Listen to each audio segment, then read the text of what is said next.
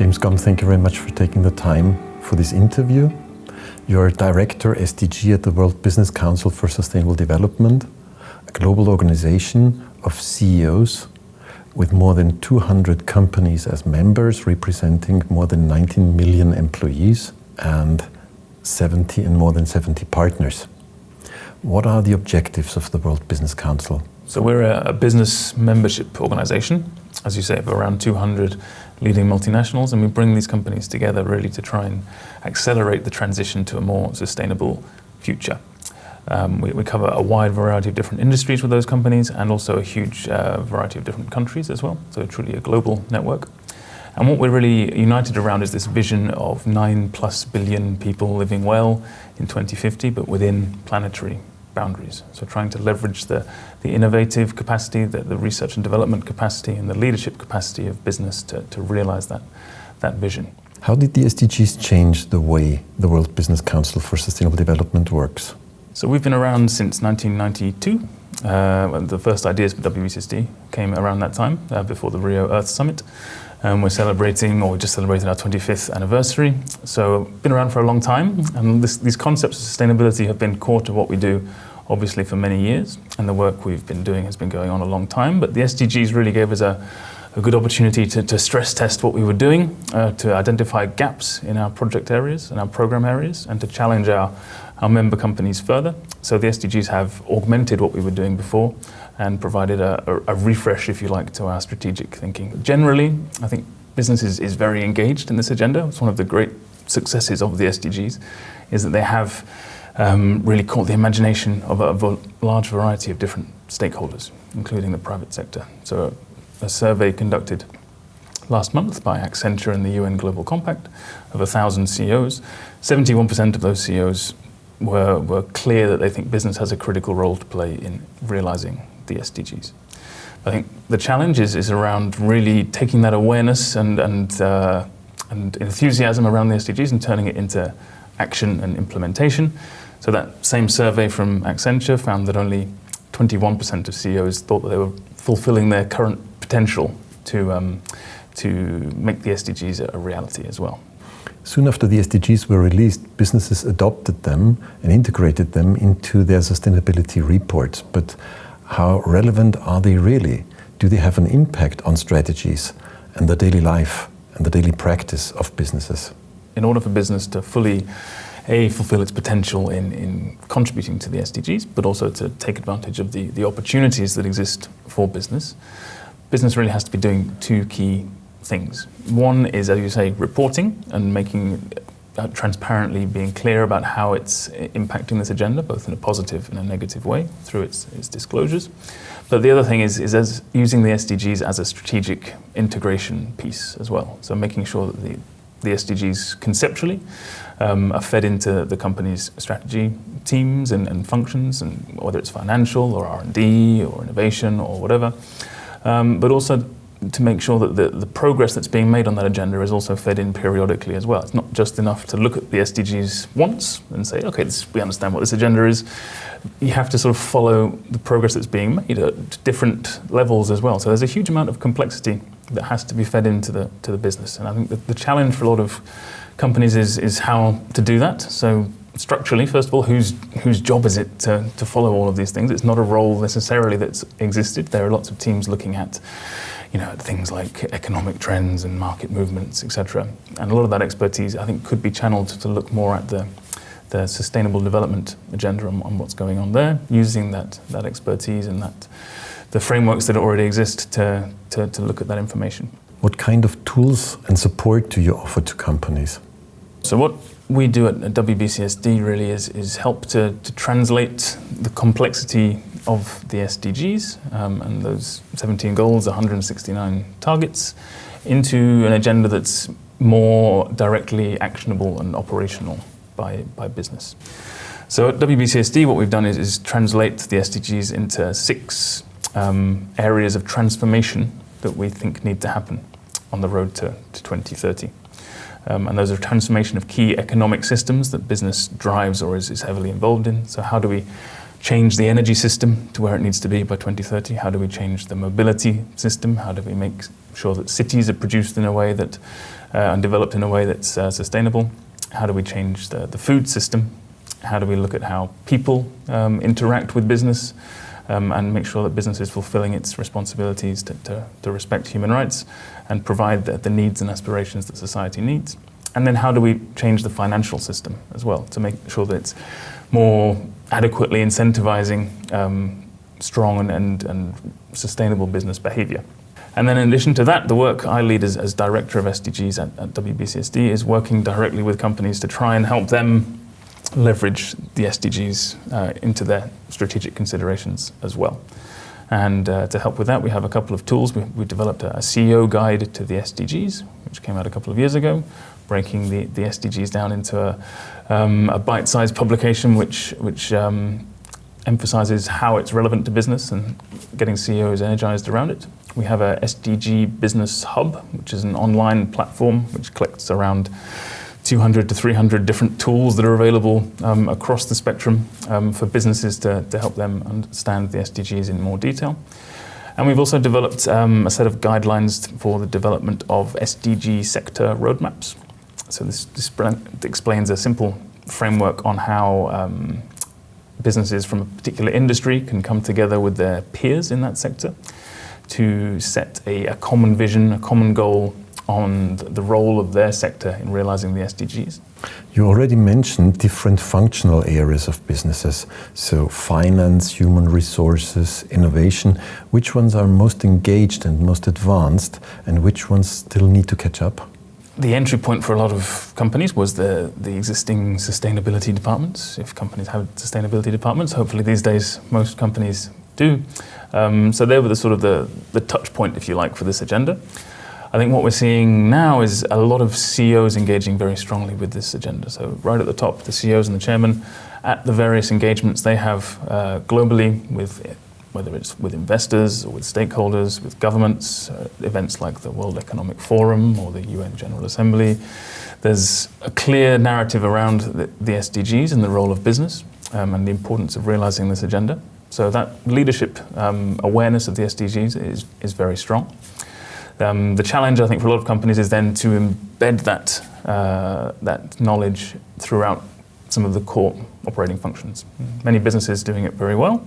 If you think about sort of supply chain issues on the sustainability side, many companies have a strong history of using their procurement systems and procurement teams to embed sustainability issues through those.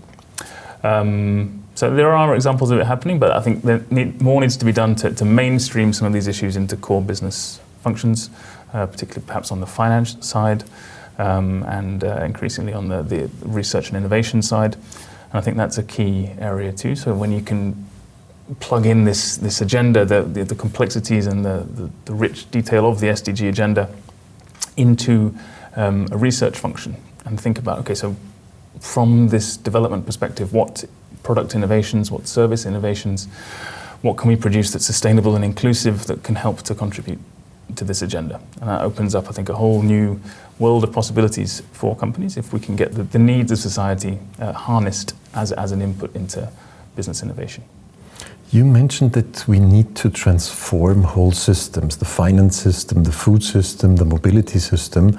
Many of these systems were never designed, they emerged over time. How can we empower the different components of a system and also the business sector as a part of a system to be aware that they are a part of a system and to motivate them to design these systems in a sustainable way? First of all, is these terms that are getting used very ubiquitously within this space of systems transformation. So first thing to look at is, are we all using these words in the same way? Are we talking about the same things when we're talking about a system, when we're talking about transformation? Do we have a common definition? Otherwise, I think we risk these terms losing meaning, and then they become just another buzzword that's being thrown around. So that's the first challenge. And as you say, within this sort of systems transformation language, identifying the system you're talking about is always the next challenge, because there's always system always interacts with another system which has nested systems within it. So where you set the boundaries of that system is critical. And again, you need to make sure that there's consensus around what you think is the food system is what I think is the food system. And then the other element that is understanding transformation and how transformation is different to incremental change, and then how transformation happens. What are the levers that are going to really affect that transformation and enable it? From the business perspective, business can see itself all along that system, all along that value chain, and there's clear recognition of the different roles that the different sectors play. I think the challenge comes when you're sort of dealing with other sectors where there's interaction by lots of different sectors from sort of very diverse backgrounds and diverse areas. It becomes harder to know where one system ends and another one begins. And this goes back to my point before about making sure that we're making the SDGs operational and actionable. So what are the understanding exactly what the real leverage points and the key action areas are for us, so we're not sort of tinkering around with this sort of incremental changes that are very nice but are not necessarily going to drive the change we need to see. So what will business have to be in 2050? What are the opportunities for business there? How will it be flourishing in 2050? Several studies highlight that implementing the SDGs will create enormous business opportunities. On the other hand, the transition towards sustainability will also require substantial change and may also create some losers. So win-win is not always the case. How can we overcome their resistance against the necessary change? First of all, the opportunities, let's deal with the actual opportunities that are there. So if we look at the Business and Sustainable Development Commission, this commission of business leaders and civil society leaders that was set up soon after the SDGs were launched in 2015. Their Better Business, Better World report, released in 2017, points to this $12 trillion figure of opportunities that could be unlocked by 2030 if the SDGs are realized. And they break it down into 60 market hotspots, so 60 different business areas where those opportunities fall, whether it's circular economy or affordable housing or renewable energy solutions, etc. So historic levels of opportunity for business if the SDGs are realized, and the role of business in realizing them is clear along with those opportunities. But as you say, we are dealing with a scenario where business as usual is no longer an option. So I think the companies that succeed in the coming decades will be those companies that have embraced sustainability and have embraced the SDGs and will be on a path to helping to realize them. And companies that are not able to embrace that agenda are ultimately, I think, not on a path to long-term success. But as you say, also critical to manage this transition and make sure that with all of these changes that we need to see, these transformations that we know are required are going to require change that we haven't seen, in human history, in terms of that speed of change that needs to happen, that exponential improvement across a whole host of different areas, from energy to food to mobility, etc. But critical as we're going through that transition that we keep people at the center of that process and make sure that no one's left behind as we go about that transition. Because ultimately, if we have a society that's not on board with this change, that is resisting this change, then that's a recipe for failure. So we have to make sure that the needs and aspirations of people are continually met and that human rights are protected as we implement that transition. Could you give me a few examples of business opportunities that arise from implementing the SDGs? So if you're able to generate these new sustainable and inclusive products, there are different markets and new markets emerging which business can take advantage of. This $12 trillion figure is there, and that's broken down into different levels as well in the Better Business, Better World report. But I think the additional opportunities, maybe the softer opportunities that are there for business as well, shouldn't be overlooked. So there's opportunity to use the SDGs as a framework to better manage your risk, whether that's regulatory risk as governments start to act increasingly on the SDGs and implement new pieces of legislation, whether it's operational risk to understand where your business won't be able to play in the future and where the market disruptions are going to come from.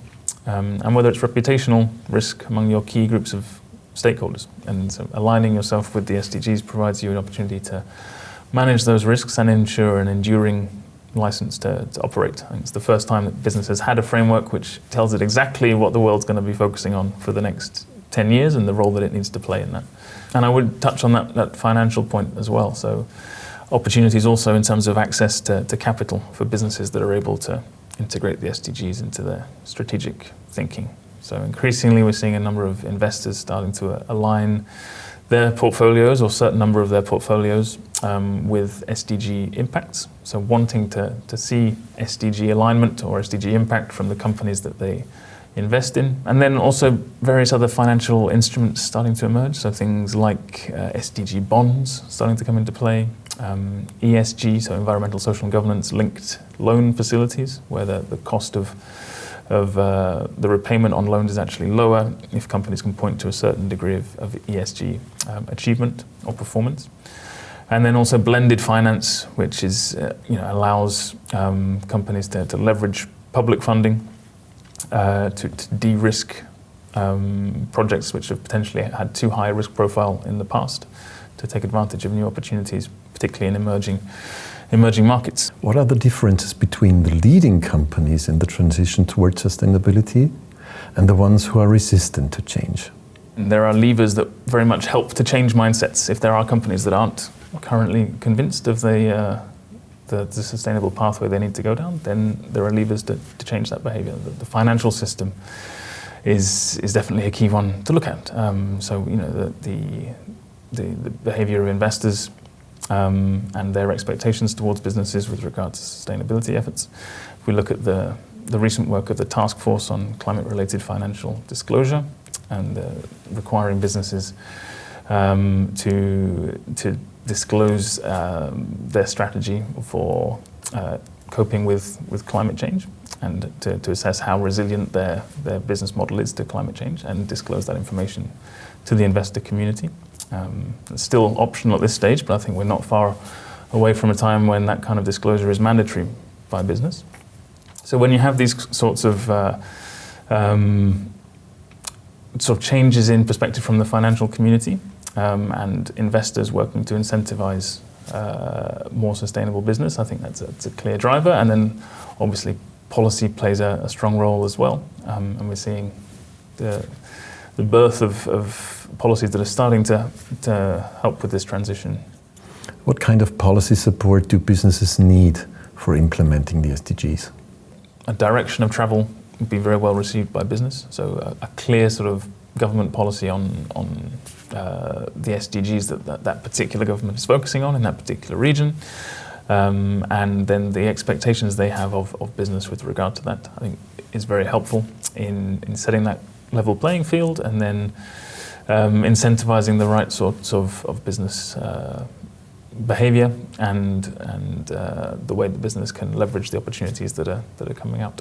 And then also a strong desire to work together with business and create these platforms for business to come together with policymakers and other stakeholders to discuss how to tackle some of these systemic challenges, which are not easy and require a broad range of stakeholder inputs to move forward.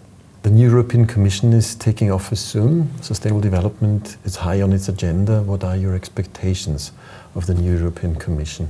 It's a great opportunity to inject some more energy into the SDG agenda. I think we've had this the first 4 years. We're coming up to 2020, so just 10 years left. I think it's something like 3,700 days, which is going to pass very quickly.